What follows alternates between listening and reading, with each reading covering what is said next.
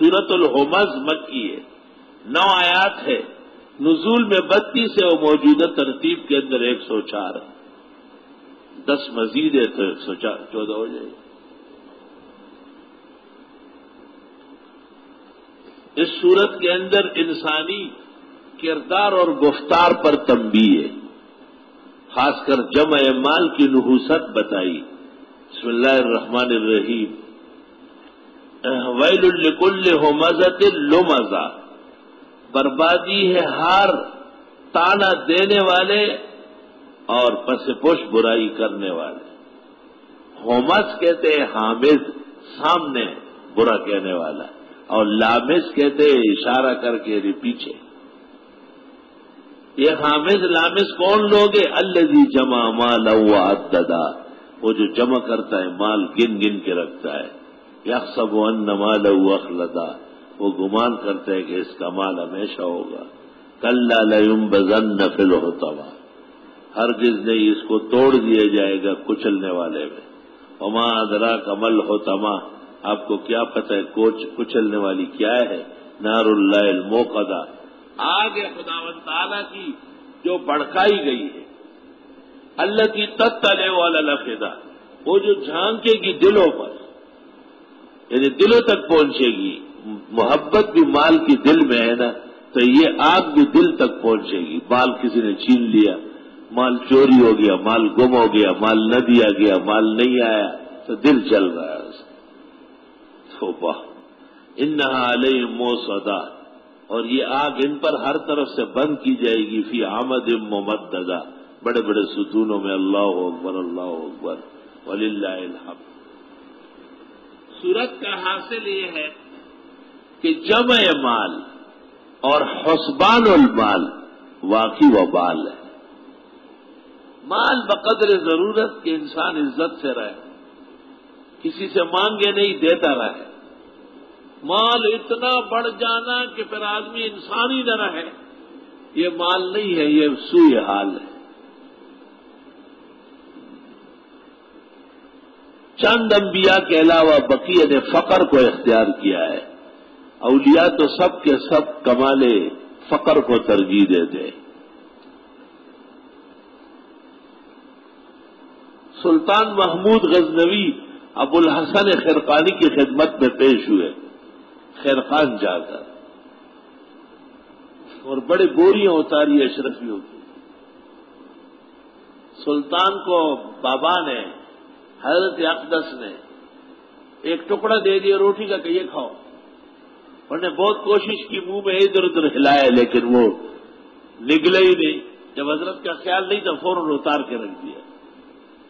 تو حضرت نے پوچھا نہیں نگلتی ہے؟ کہ نہیں نگلتی۔ کہ اس سے زیادہ سخت آپ کے دیے ہوئے اشرفیہ ہے، یہ بھی ہم سے ہضم نہیں ہوتی، اس کو واپس لے دیں۔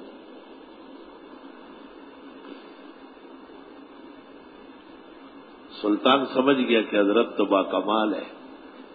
کہا میں نے ہندوستان پر 16 حملے کیے، ہر دفعہ ناکام ہوا ہوں، بے تحاشا مسلمان فوج ماری ہے، کوئی دعا تو کرو کہ میں کامیاب ہو جاؤں۔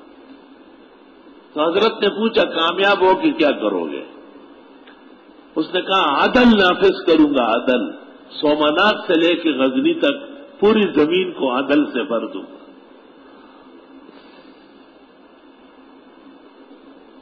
اب تک حضرت کی آنکھیں جھکی تھی، بادشاہ کو دیکھ نہیں رہے تھے، لیکن جب اس نے کہا کہ عدل سے سومنات سے لے کر اور غزنی تک زمین بھر دوں گا، تو حضرت اقدس ابو الحسن خرقانی نے آنکھیں کھولی۔ وعدہ ہے اس پہ قائم رہو گے؟ اس نے کہا دعا فرمائی۔ تو ہے آپ کا خاص بندہ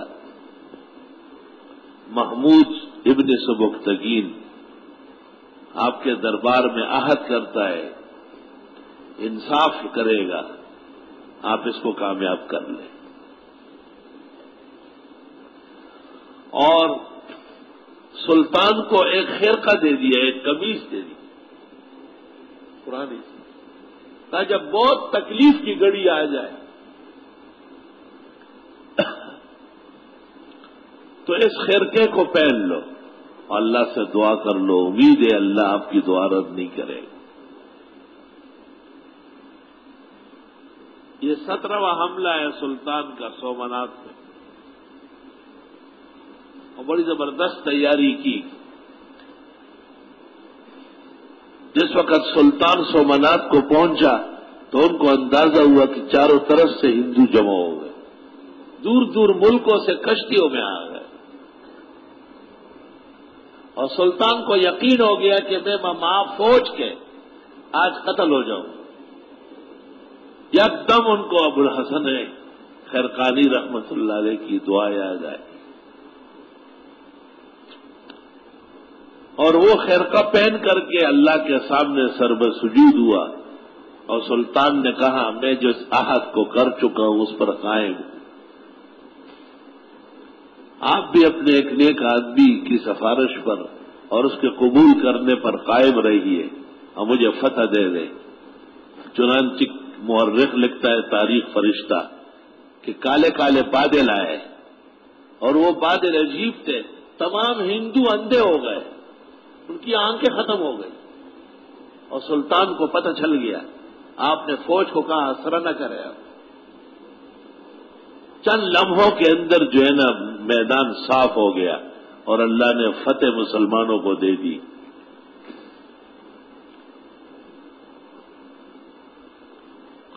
اور جس وقت سومنات کا وہ بت دیکھا جو فضا کے اندر کھڑا تھا، بالکل نہ دیوار پر، نہ آسمان پر، نہ زمین پر، بادشاہ بڑا حیران ہو گیا کہ بت ویسے ہی کھڑا ہے۔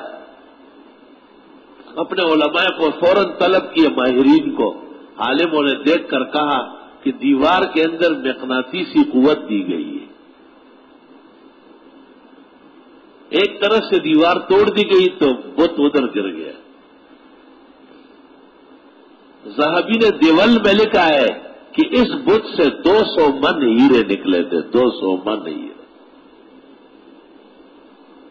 اور یہ ایسے ہیرے تھے کہ رات کے وقت بھی اس کے اندر دن کی طرح روشنی ہوتی تھی، بغیر روشنی کے۔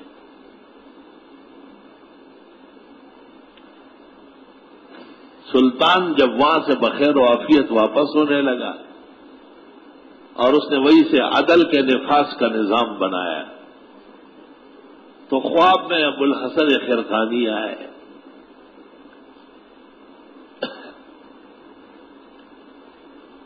اور کہنے لگے کہ اے محمود، آپ نے میرے خرقے کی توہین کی، صرف ایک بات آپ نے کہی کہ مجھے فتح دے۔ اس گھڑی میں آپ کہتے ہیں کہ خدائے ہندوستان کے تمام ہندوؤں کو ایمان دے، ایک ہندو بھی پورے ہندوستان میں بغیر ایمان کے نہ رہتا۔ اللہ اس وقت میرے خرقے پر ایسا مہربان ہو گیا۔